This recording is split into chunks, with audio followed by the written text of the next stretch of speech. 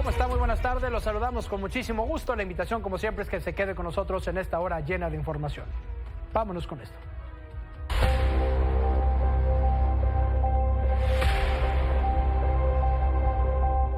Estamos apoyando a nuestras compañeras, que estamos pidiendo a Defensoría Universitaria que pues dé solución a este...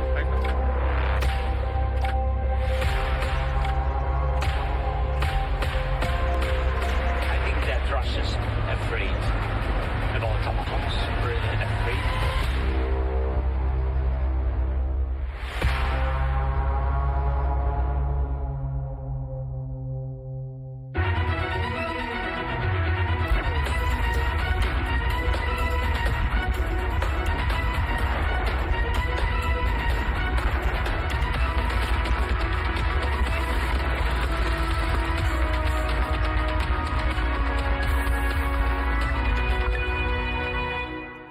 Con esto arrancamos. En Sinaloa, una riña al interior del penal de Aguaruto, en Culiacán, dejó un interno muerto y 3 lesionados.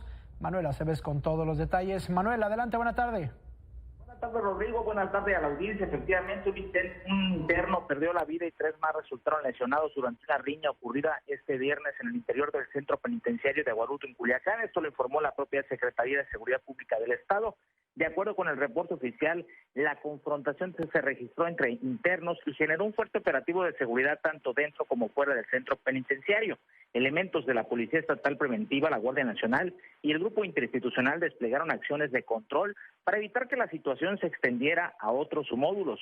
Durante la intervención se logró asegurar 3 armas largas, 2 armas cortas, un artefacto explosivo que, debido al riesgo que representa, será trasladado y destruido por personal especializado. Las autoridades informaron que la situación fue controlada y que los módulos involucrados permanecen bajo revisión exhaustiva para detectar cualquier otro objeto prohibido. La Secretaría de Seguridad Pública de Sinaloa precisó que se mantendrá la vigilancia en la zona y se continuará informando conforme avancen las investigaciones de los hechos. Es el reporte. Esto alrededor de la 1:40 de la tarde, ¿verdad, Manuel?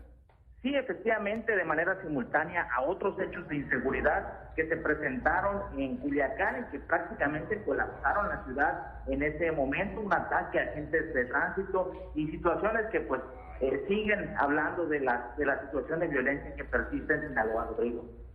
Manuel, también tengo entendido, decomisaron, ahorita ya decías, ¿no? Armas largas, armas cortas, un artefacto explosivo y algunos celulares también incautaron de acuerdo con la información de la Secretaría de Seguridad, ¿verdad?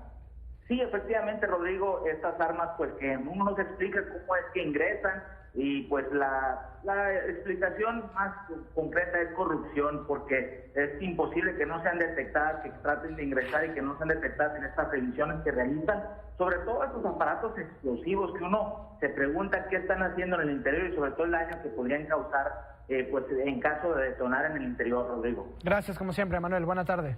Buenas tardes.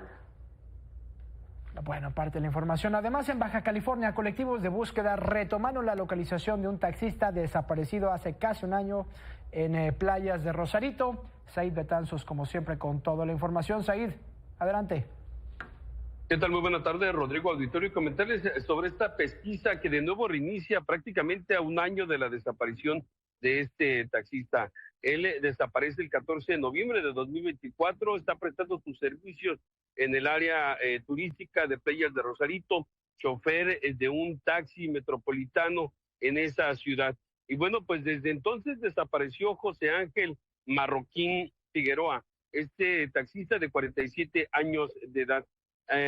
Te quiero decir que en Playas de Rosarito no hay colectivos de búsqueda. Es por eso que, bueno, los familiares acudieron precisamente con este colectivo en Tijuana y que, bueno, prácticamente se ha convertido ya en un colectivo estatal, el de Todos Somos Eric Carrillo. Y bueno, el presidente Eric Carrillo nos explicaba que recibieron nueva información de los anónimos, que siempre les llega información a su página o sus páginas en redes sociales, y tienen datos de que el taxi, porque él desaparece con todo y taxi, este chofer, aparentemente el taxi ha sido localizado muy cerca del puerto de Ensenada. Y es por eso que, bueno, hoy iniciaban una nueva búsqueda precisamente para encontrar este taxi. También, bueno, acudieron a las oficinas de la Fiscalía General del Estado. ¿Por qué? Porque querían verificar información y también, lógicamente, ellos acompañados por parte de autoridades. Hasta el momento te quiero comentar que, bueno, no hay detalles de esto porque precisamente don Eddie Carrillo nos dijo que no podía dar muchos detalles sobre esta nueva pesquisa. Vamos a escuchar precisamente lo que nos dijo el presidente de este colectivo. Un viaje, ¿no? Este viaje desaparece casi hace un año, desaparece con todo y taxi, entonces no habíamos tenido ninguna información, ningún indicio de él, y ayer nos llegó una información que vamos a agotar el día de hoy con la fiscalía. ¿Cómo era el taxi o de qué ruta era? Color blanco, de las metropolitanos, gente, la comunidad, como que nos tiene más fe, más confianza y nos envía este tipo de información, ya que andábamos buscando este taxi y al parecer ya lo tenemos ubicado. Solamente hoy vamos a ir a confirmar que sea el taxi, ¿no? Pero cuenta con las mismas características del número.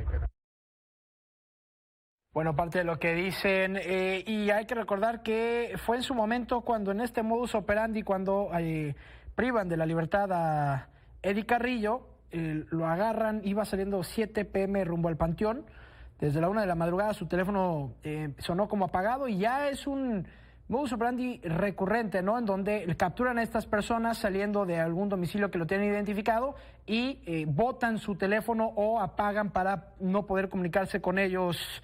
Said. Muchos de estos casos es ya un modus operandi. Solicitan el servicio, esperan a que los lleven a su destino o en el trayecto precisamente son víctimas los choferes de taxis. Hablamos de aplicaciones o como en este caso un taxi de sitio y lamentablemente es algo que ocurre y por eso también los choferes han exigido mayor seguridad y también, bueno, la autoridad lo que ha propuesto es que todos ellos acudan al censo, pues también para estar identificados y de alguna forma también mantener comunicación directa con las autoridades. Muchos de ellos, hay que comentarlo también, Rodrigo, han sido capacitados precisamente por las autoridades para evitar que sean víctimas, pero lamentablemente algo que se ha vuelto muy recurrente. Así que bueno, estaremos pendientes de lo que informe la autoridad y bueno, esta pesquisa, a ver qué nos dice después don Eddie Carrillo, qué fin tuvo para localizar a José Ángel Marroquín. Y que además las cifras que daban, ya lo comentabas ahorita, pero me parece importante destacar, es que alrededor del 60% de las personas identificadas son entregadas a sus familias, en su mayoría con vida, pero pues es parte de este balance que ha dejado con más de 1.788 personas localizadas desde el año 2019, Said. Sí, hay mucha gente que se ha localizado. En otras ocasiones también hay que mencionar algo, Rodrigo, se localizan los familiares, pero a veces ya no quieren ir tampoco a las fiscalías a reportar que ya aparecieron y aparecen estas cifras. Y lamentablemente, pues bueno, hay quienes no aparecen y hay quienes son localizados lamentablemente sin vida, algunos de inmediato y otros lamentablemente mucho tiempo después. Gracias, Said, como siempre, buena tarde. Bonito fin de semana, hasta luego. Buen fin de semana. En San Luis Potosí, estudiantes de la Facultad de Economía denunciaron presunto acoso sexual por parte de un catedrático. Rocío López con la información. Rocío, adelante. ¿Qué tal, Rodrigo? Muy buenas tardes. Justamente tras la denuncia penal de una alumna presunta víctima de acoso sexual por parte de un catedrático de la Facultad de Economía de la Universidad Autónoma de San Luis Potosí, la comunidad estudiantil se unió para exhibir a través de una marcha en la que bloquearon diversas avenidas cerca de la Facultad de Economía para exhibir al presunto acosador serial. Dicen que son alrededor de unas 200 alumnas que habrían sido víctimas durante varias generaciones. Después de esta manifestación, Rodrigo, la Universidad Autónoma de San Luis Potosí, a través del jurídico, informó que se inició una investigación contra el catedrático de la Facultad de Economía. El caso que detonó el movimiento es el de una estudiante, una alumna, que denunció al profesor ante la Fiscalía General del Estado por tocamientos sexuales cuando la llamó a su cubículo para revisar un trabajo. En la manifestación, además, se portaban pancartas para denunciar que este no es el único caso, que señalan que este docente desde hace varios años acosa a sus alumnas y que suman al menos 200 estudiantes que habrían sido sus víctimas. Incluso dieron a conocer que exalumnas advierten a las nuevas generaciones sobre las conductas inapropiadas de este docente. Luego de esta manifestación, finalmente la universidad se dio por enterada informó que se dará cauce legal conforme a los procedimientos y que una vez que se reúnan todos los elementos, que se arme un expediente en donde haya una presunta responsabilidad o, en caso contrario, que se demuestre que es inocente el docente al que se está señalando, pues se tomarán las medidas pertinentes. En el caso de que se tengan elementos que lo incriminen, pues sería dado de baja de la institución y evidentemente se tendría que someter a la justicia por esta denuncia penal que ya está en la Fiscalía General del Estado. Este proceso, según la universidad, se va a llevar a cabo en unos 15 días, mientras ya se emitieron algunas medidas precautorias de separar a la víctima del presunto agresor, esto como medidas que son exigidas cuando existe una denuncia de acoso sexual. Rocío, si te parece, Rodrigo, escuchamos a un alumno hablar acerca de este tema. Que estamos apoyando a nuestras compañeras, que estamos pidiendo a Defensoría Universitaria que pues dé solución a esta problemática. Entonces estamos aquí para pedir que no se violenten los derechos de nuestras compañeras y que Defensoría haga algo al respecto en este caso, pues ya estuvo bueno de seguir encubriendo acosadores por parte de la facultad o de la autónoma a nivel nacional. Las peticiones por parte de los alumnos de esta institución y además parte de las consignas que tenían ahí y que son muy puntuales, luego de lo que relatabas ahorita desde el pasado jueves 9 de octubre, las cámaras de la institución a las afueras del tercer piso de este edificio de la facultad datan del cubículo 13 entre la 1:40 y 2:10 de la tarde, lo que llama mucho la atención también por ser, ellos dicen, plena tarde, ¿no? A plena luz del día, y no en horarios extracurriculares como a las 9:10 de la noche, cuando ya terminan las clases y pues bueno, lo que están haciendo el exhorto es que chequen estas cámaras en donde se ve como de 1:40 a 2:10 ingresa al cubículo 3 en el tercer piso de la facultad y que bueno, eso pudiera ayudar, en donde también ya hubo una respuesta por parte del área legal de la universidad y bueno, han estado puntualmente dándole seguimiento a este caso, así como los otros que ya mencionaba Rocío. Sí, Rodrigo, justamente esto, las cámaras de seguridad, afirman los alumnos, serán decisivas en esta investigación, tanto de la universidad como lo que haga la Fiscalía General del Estado después de esta denuncia penal presentada por la víctima. Y también, bueno, Rodrigo, decirte que después de los señalamientos por parte de los alumnos de encubrimiento por la universidad a este catedrático, pues dicen, no necesitamos que existan varias denuncias para tomar el caso. Afirman que no tenían conocimiento de ello hasta que se presenta esta denuncia formal y es cuando comienzan a actuar. Pero aquí lo intrigante y lo que tiene muy molesto a la comunidad estudiantil es que existan ya varias generaciones pasadas que estaban advirtiendo de esta conducta y que nunca se investigó nada y que hoy en día ya existe una denuncia formal ante la Fiscalía General del Estado. Gracias, como siempre, Rocío. Buena tarde. Buena tarde, Rodrigo. Bien, vamos al minuto de seguridad. Acciones relevantes al 26 de octubre. Chihuahua. En Morris se aseguraron 51 objetos con material explosivo, 20 artefactos explosivos improvisados, 12 vehículos y una motocicleta, todos con reporte de robo. En Ojinaga se aseguraron armas de fuego, cargadores, más de 500 cartuchos y un vehículo con reporte de robo. Sinaloa. En Cozalá se localizaron e inhabilitaron 3 áreas de concentración de material diverso para la fabricación de drogas sintéticas. La afectación económica a la delincuencia organizada es de 47 millones de pesos. Sonora. En San Luis Río Colorado se aseguró un vehículo con reporte de robo, cargadores y cartuchos útiles.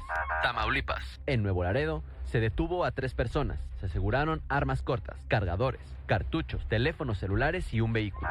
Milenio Noticias. En el estado de Jalisco se reportó la suspensión de clases tras la confirmación de 8 casos de sarampión en escuelas. Alan Castellanos con todos los detalles. Alan, adelante. ¿Qué tal, Rodrigo? Buenas tardes. Con el gusto de saludarte desde Guadalajara, Jalisco, para informarte que continúan propagándose los casos de sarampión en nuestra entidad.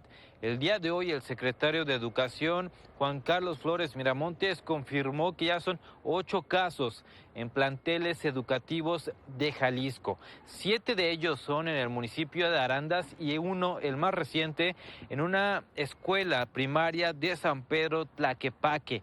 Explicó que que es el caso más reciente, se trata de un alumno de 4º grado de una escuela privada.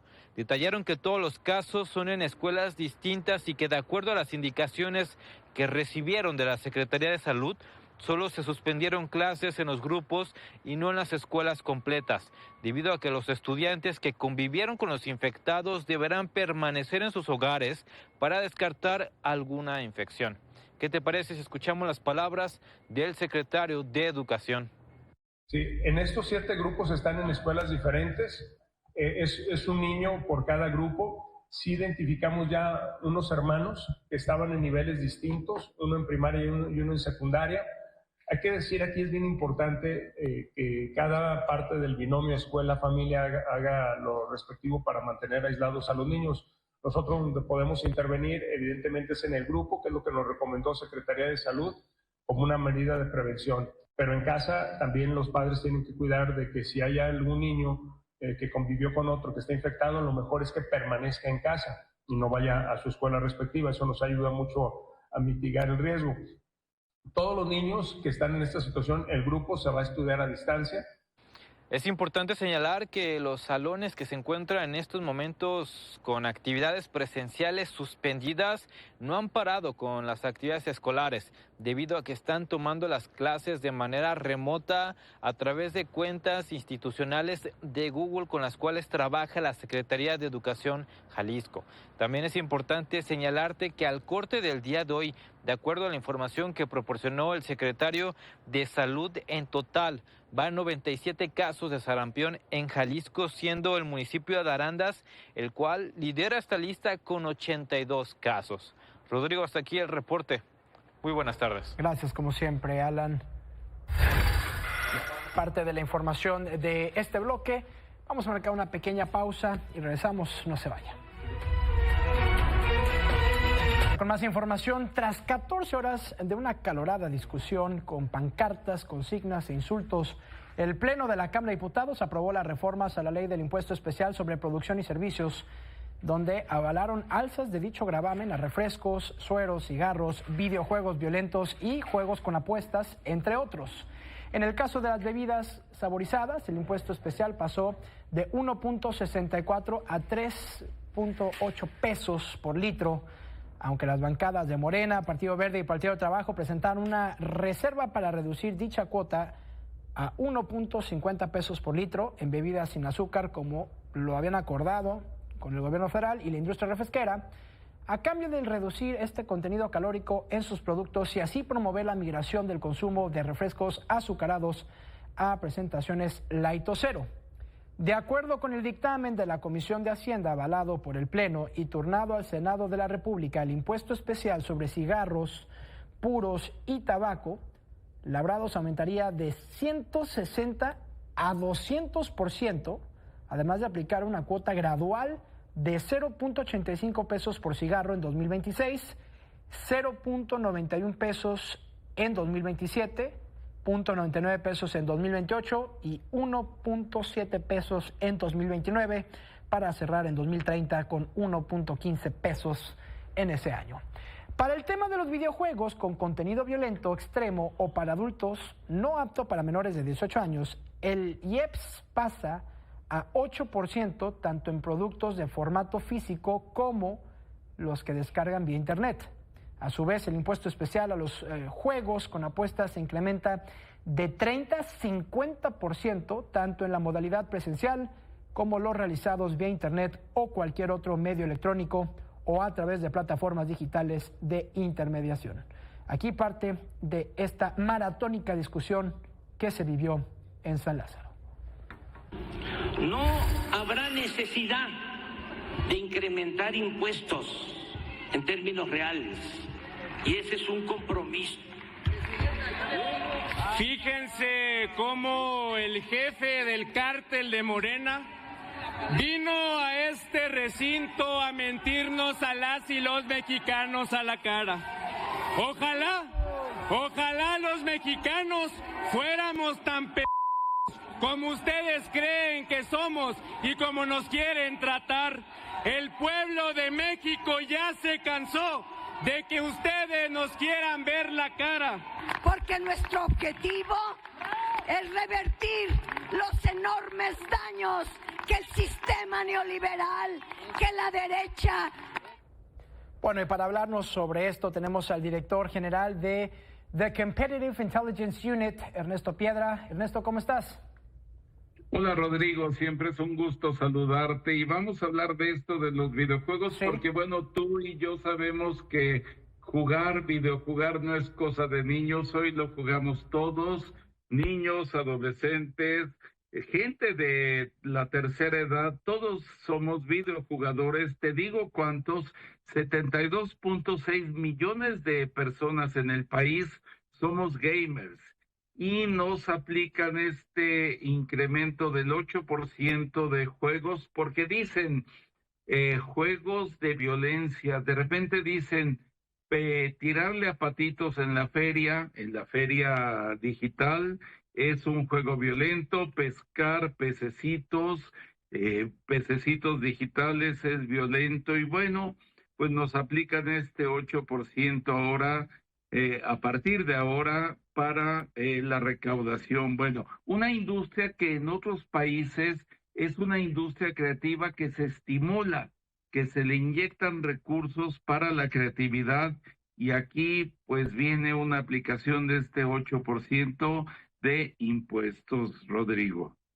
Todo para una industria de videojuegos en México que son más de 40,000 millones de pesos al año, ¿no? Y que parte de la discusión que escuchábamos decían, bueno, pues no vemos un factor en donde capturar Pokémones pueda afectar la salud, ¿no? Entre parte de la discusión que se tenía, ya comentabas ahorita el tema de los patitos en la feria digital, y que bueno, todo este tipo de balances, ¿no? De poder jugar a lo mejor Candy Crush no lo van a tener, pero pues Halo, Call of Duty y el resto de los videojuegos, ¿por qué tendrían que tener un 8% de impuesto? Oye, Rodrigo, y venimos de una pandemia que cuando empezó esta crisis mundial, de corte mundial, la Organización Mundial de la Salud, los primeros días, las primeras horas, dijo, cuidado con los niños, cuidado con todo mundo, no dejemos que todos juguemos mucho, y unas horas después dijo, ¿saben qué? Es mejor jugar que lastimarnos mentalmente. Y fue una vacuna de salud para todos, y fue mejor transcurrir esa pandemia con videojuegos que enfermarnos mentalmente, y fue una vacuna de salud para todos. Y ahora, pues bueno, se nos aplica, pero te digo algo, Rodrigo, es mejor y lo más importante es que no se clasifique a los videojuegos junto con unas categorías como tabaco y alcohol, que no se piense que los videojuegos deben estar clasificados junto con tabaco y alcohol, son categorías diferentes y no vamos a entrar a una discusión de si son mejores o peores, son diferentes. Entonces, bueno, ya ha pasado por una de las cámaras, va a la otra. Si los legisladores piensan que debe aplicarse este 8%, bueno, ahí debe estar, pero son categorías diferentes, no debe estar clasificado como tabaco y alcohol. Así es. Que no caiga en la tentación de que el próximo año debe entrar un porcentaje mayor. Son categorías diferentes, es una industria creativa, insisto.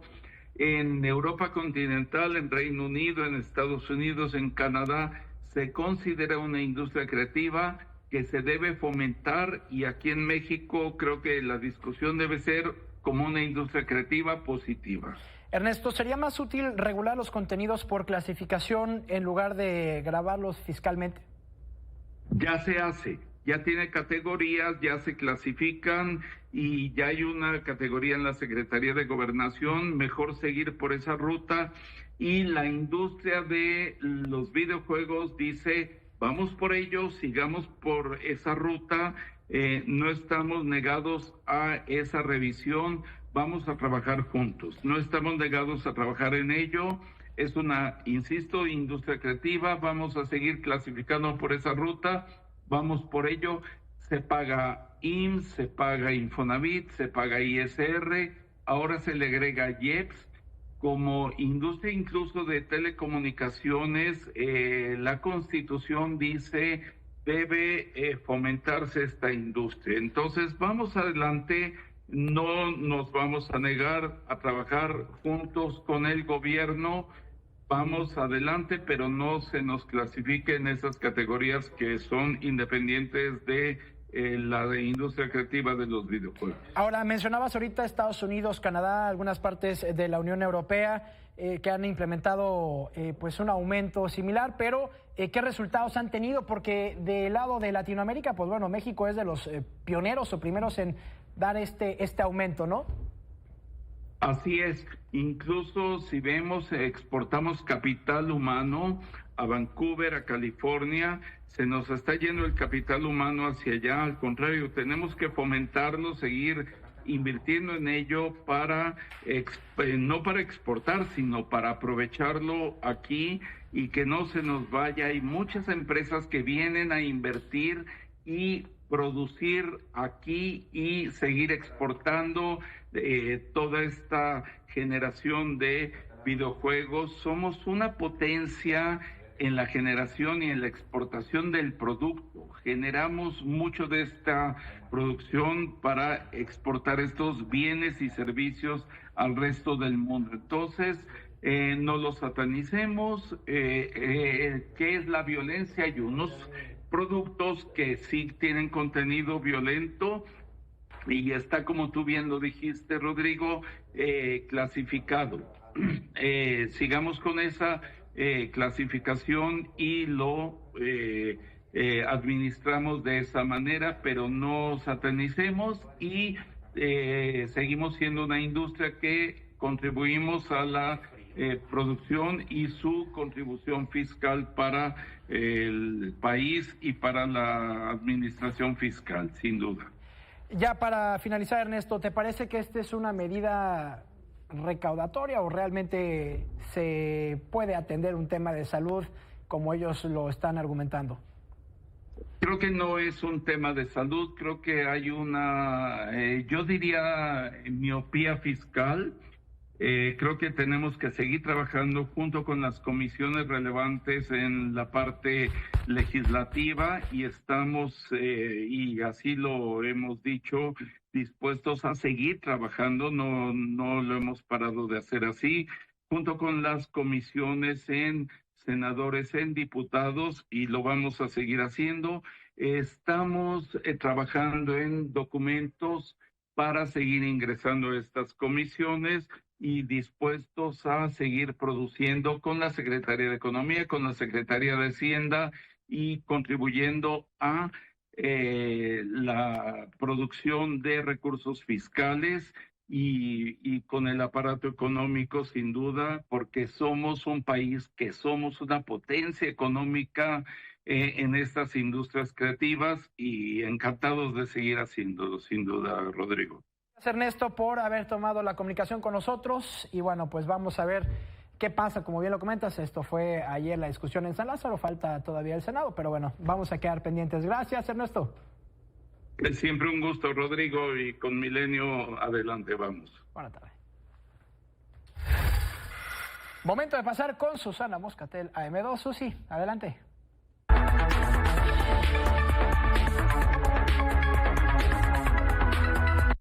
Hola, Rodrigo, pues estamos aquí en la premier de Todo Vale, All's Fair, y pasaron cosas interesantísimas en esta serie protagonizada por Kim Kardashian. Mira, está Glenn Close, está Sarah Paulson, Judith Light, es un elenco, Tiana Taylor, te vuelves loco.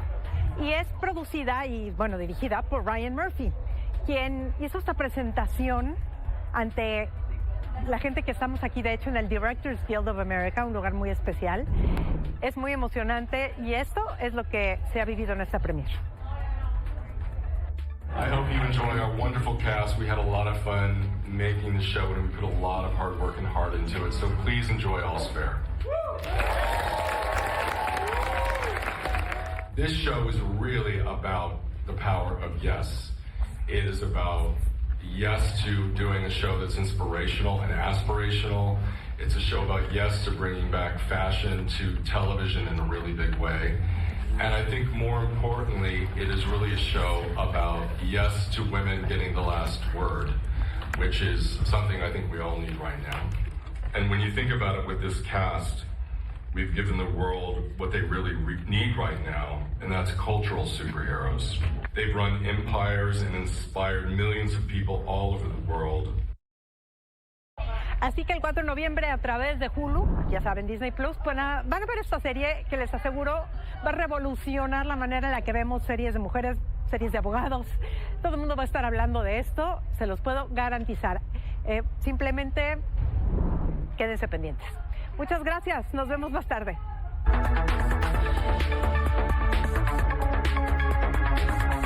De vuelta con más información, como cada viernes le presentamos Motores al Día con Arturo Rivera. Arturo, ¿cómo estás? Bien, estimado Rodrigo, pues un saludo, un abrazo como siempre, como todos los fines de semana. Oye, bueno, pues noticias, pues no sé si ya son pues noticias que damos diario, noticias que se van a estar dando todavía en muchos meses, pero llegan otros dos productos de una marca china. Y bueno, ¿cuáles son estos dos productos? Son dos productos muy importantes, muy interesantes de la marca Chery. La marca Chery presenta su vehículo, digamos, es el tope de gama de ellos, es el Tigo 8 Pro, que es un vehículo híbrido enchufable, es el CHS. ¿Y de qué cuenta este vehículo? Bueno, pues es un vehículo muy atractivo, por cierto, grande, pero es híbrido enchufable. Te da nada más y nada menos que 1,200 kilómetros de autonomía con carga llena de batería y también con un tanque lleno de combustible. Algo que las marcas japonesas hasta el momento no te lo pueden ofrecer, algo que las marcas norteamericanas no te pueden ofrecer y algo que las marcas alemanas tampoco te pueden ofrecer. Por eso precisamente es el atractivo de las marcas chinas. Por otro lado, también presentan un producto pequeño, interesante, bonito, que fue presentado allá en Inglaterra en el Auto Show, o bueno, más bien en el evento de Goodwood, este evento pues ya tradicional de autos clásicos, allá en un castillo rimbombante allá en Inglaterra. Y bueno, pues este JQ5 llega a México, dicen que es el primer vehículo pet friendly, porque tiene los asientos traseros precisamente ya preparados para subir a las mascotas, pero aquí lo más interesante es que llega a un precio sorprendente, porque en ese segmento andan los coches arriba de los 550, 600 mil pesos. Bueno, pues este vehículo llega promedio por ahí de los 437 mil pesos. Entonces tú nada más imagínate que todavía hay mucho margen para crecer con las marcas chinas en el país, con las marcas chinas en México, a pesar de que obviamente hay esta incertidumbre, por así decirlo, de los aranceles que se van a imponer a las marcas chinas, que cómo se van a imponer, que a qué vehículos se les va a imponer, porque obviamente hay que recordar, mi estimado Rodrigo, que si tú le impones aranceles a los vehículos de nuevas tecnologías, como son los híbridos enchufables y los eléctricos, vas a detener precisamente ese segmento, que es un segmento muy importante, que es menos contaminante que los vehículos a gasolina. Entonces, habría que ver a qué vehículos sí se les puede poner tal vez un arancel un poco mayor y a qué vehículos podrían estar exentos para que sigan creciendo esas tecnologías en el país y sean mucho menos contaminantes. Así es que, bueno, pues esta marca Chery, Omoda y JQ, que son estas tres firmas que están unidas en una sola marca, en una sola agencia, bueno, pues puedan seguir creciendo, porque de otra manera, pues yo lo veo casi imposible, ¿eh? Estaba viendo ahorita de la JQ5 que un parte de las cámaras que tiene el 540 grados, una de las mejores en el mercado, ¿no? El tema del cargador 50 watts me parece interesantísimo, más allá del tema la PET SUV, como ya lo comentabas ahorita. Arturo, rápidamente, ¿te parece si la próxima semana comentamos sobre el retiro de BYD con más de 115,000 unidades por el tema de las baterías. Creo que ahí en nuestro país es un tema que evidentemente la gente que apostó por estos autos de baterías de litio, que tengan ahorita esta problemática con más de 100,000 unidades que han tenido que estar fallando, pues es alarmante, ¿no? Sí, sí es alarmante, pero hay que tener cuidado con todo esto, porque muchas veces la noticia va un poco sesgada. Hay que ver qué es lo que está sucediendo con estas baterías y qué es lo que hay que cambiar o qué es lo que hay que reponer. Entonces sí, lo platicaremos, mi estimado Rodrigo, porque es un tema muy interesante, porque no solamente BYD utiliza baterías, sino prácticamente todas las marcas chinas utilizan baterías y que también son vendidas por BYD para las demás marcas chinas. Entonces hay que verlo también. Correcto. Gracias, como siempre, Arturo. Un abrazo, mi estimado Rodrigo. Dos de vuelta. Vamos a otros temas. Ya le informábamos que aunque el paquete económico 2026 detalla aumentos significativos en los impuestos para productos como los refrescos y el tabaco, no incluye alzas en las tasas aplicables a las bebidas alcohólicas. Para hablarnos sobre esto tenemos a la directora general de la Comisión para la Industria de Vinos y Licores, Panambi Garcés. Panambi, ¿cómo estás? Buena tarde. Hola, Rodrigo. Buena tarde. Esta medida, ya lo comentábamos ahorita, el tema de las bebidas con alcohol tienen un sector distinto a las azucaradas, más allá de que las refresqueras hayan llegado como a este acuerdo. ¿Cómo lo ves para la industria de los vinos y licores?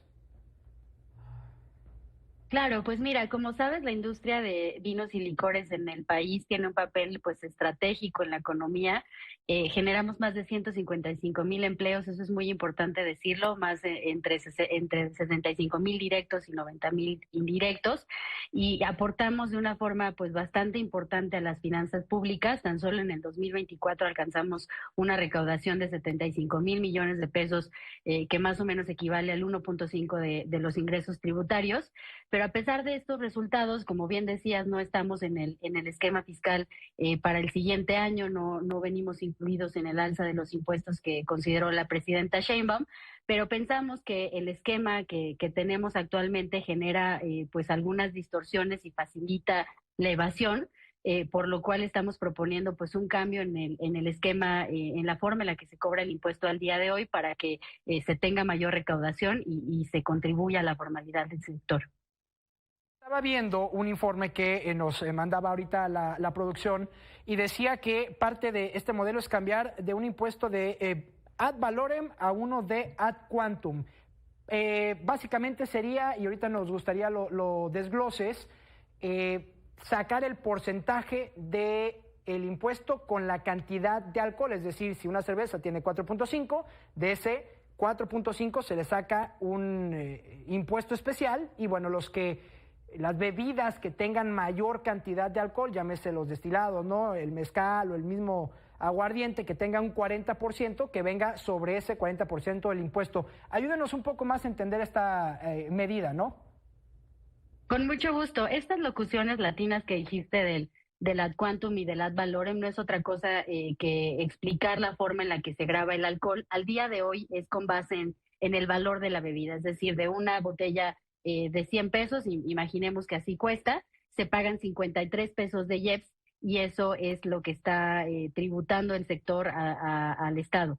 Lo que nosotros proponemos es que se cobre no con base en el valor de la bebida, sino en la cantidad de alcohol, como bien decías, y así solo se considera el porcentaje del alcohol.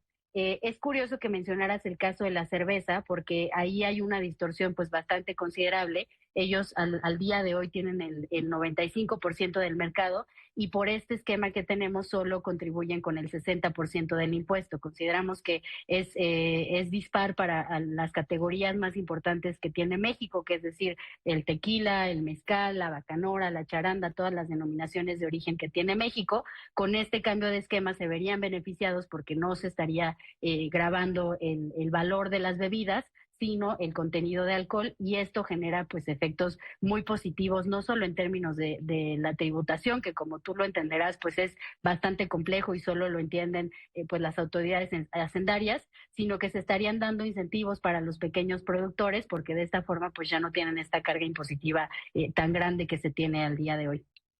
Te mencionaba ahorita el tema de la cerveza, porque en un país como México, donde 7 de cada 10 la mayor compra de alcohol y la ingesta es a través de la cerveza, hay una discusión, ¿no?, en la opinión pública de cuánto va a costar ya la cerveza, el tema de cuánto va a costar una lata contra una caguama, ¿no? Entonces me parecía interesante ver esto. Ahora, rápidamente, ¿cuánta evasión fiscal existe hoy en el IEPS en bebidas de alcohol? Al día de hoy tenemos aproximadamente un 42%, no solo que se están evadiendo, sino que se están generando un efecto nocivo para el consumidor.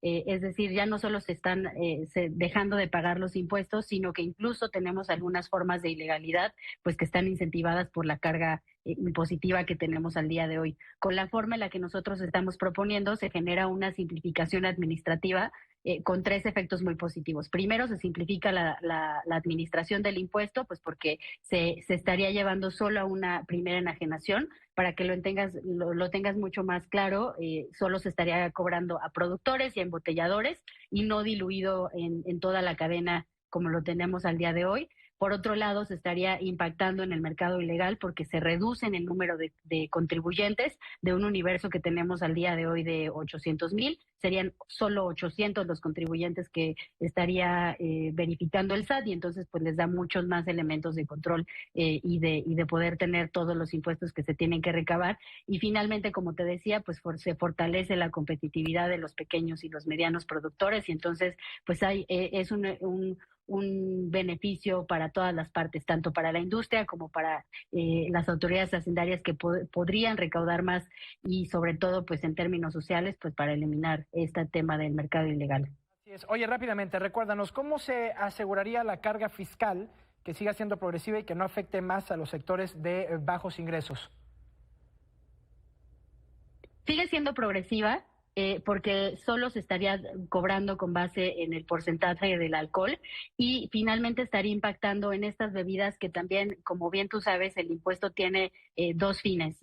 Tiene el fin recaudatorio, pero también el fin desde el aspecto de salud. Al día de hoy tenemos bebidas que son de una muy baja calidad, como son los destilados de agave o los destilados de caña, que tienen un precio muy, muy bajo y que al día de hoy pues son los que generan el mayor efecto en el consumidor en términos de daño a la salud y son los que menos pagan el impuesto. Con este cambio que estamos proponiendo, estas bebidas pues tendrían un valor mayor y así la gente podría consumir pues otras cosas que afecten menos a su salud y entonces se cumple este objetivo de salud y no solo el efecto recaudatorio. Oye, rápidamente ya para finalizar, ahorita que el debate en estos 26 aumentos que tuvieron a los distintos productos es si es a raíz de una recaudación, a la falta de una reforma fiscal y todo, pero alegan un tema de salud. La verdad es que viendo ya el balance, no solamente es un tema recaudatorio, evidentemente a todas luces, pero también es un tema que ayuda para el tema de la salud, es decir, a diferencia de otros rubros que hemos tenido. Ahorita hablábamos con el aumento a los videojuegos violentos, este sí tiene un impacto directo con el tema de la salud. Sí, claro, e incluso hay estudios, este año salió publicado por el Colegio de México un estudio que hizo el doctor Gerardo Esquivel, en donde se demuestra que con el cambio que proponemos no solo se aumentaría en un 70% la recaudación, cumpliendo el fin recaudatorio del impuesto, sino que incluso se disminuiría el consumo nocivo del alcohol y ahí pues se cumple con el efecto en materia de salud. Entonces un cambio como el que proponemos pues tiene muchos efectos y tiene que ser considerado en ese sentido. Bueno, pues muchísimas gracias a Panavi Garcés, quien es la directora general de la Comisión para la Industria de Vinos y Licores, para tratar de entender, ¿no?, qué es lo que está pasando con el tema de los aumentos y, bueno, cómo tendría este impacto. Panavi, muchas gracias. Gracias a ti. Bien, tenemos que hacer una pausa obligada y regresamos. No se vaya. De vuelta con información de la Unión Americana, el presidente ucraniano Volodymyr Zelensky visitó la Casa Blanca el viernes con los misiles Tomahawk como tema central de la agenda de conversación con Donald Trump. El mandatario estadounidense se presentó como mediador entre las partes e insistió en que ambas buscan un acuerdo de paz. Trump anunció además la cumbre con Vladimir Putin y después de una llamada telefónica de más de 2 horas con el líder ruso, calificando el diálogo como productivo y centrado en la guerra de Rusia en Ucrania. Durante la tarde de este viernes, el presidente de Ucrania, Volodymyr Zelensky, remarcó que Rusia temía por el uso de los Tomahawks. Así fue como lo dijo. I think that Russia's afraid about Tomahawks, really afraid because it's a strong weapon. And they know what we have, what kind of weapon we have, our production, and they understand that combination with Tomahawks, because we speak about it. We don't speak about Tomahawks like Tomahawks. We need combination. Desde Illinois, la administración de Trump pide al máximo tribunal permitir el despliegue de la Guardia Nacional en el área de Chicago para apoyar acciones migratorias. Un juez ya había bloqueado la movilización por considerar que no existía justificación legal de rebelión. El gobierno argumenta que es necesario proteger a agentes federales ante protestas violentas. La Corte Suprema debería decidir si suspende la orden judicial y autoriza esta acción militar en territorio estatal. John Bolton, ex asesor de Seguridad Nacional durante la primera administración de Trump, se declaró no culpable ante una corte federal en Maryland. Enfrenta 18 cargos por presunto manejo indebido de información clasificada. Se le acusa de compartir más de 1,000 páginas de documentos sensibles con familiares y así guardar material clasificado en su casa. Fue liberado bajo palabra de honor con restricciones para salir del país, en donde Bolton asegura que es blanco de persecución política y el caso va a seguir en los tribunales. Desde que comenzó el famoso cierre parcial de gobierno del 1 de octubre, más de 7,200 empleados federales han solicitado apoyo por desempleo, más del doble que la semana anterior.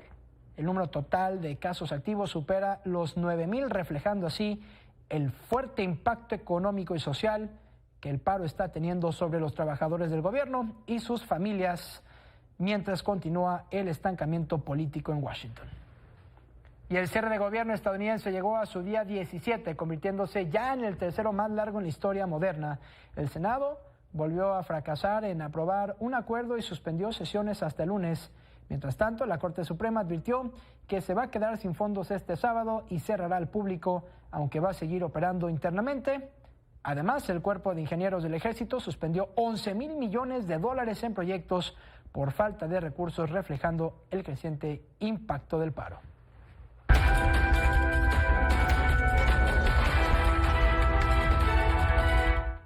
En más, científicos estadounidenses crearon las primeras neuronas artificiales capaces de comunicarse directamente con células vivientes.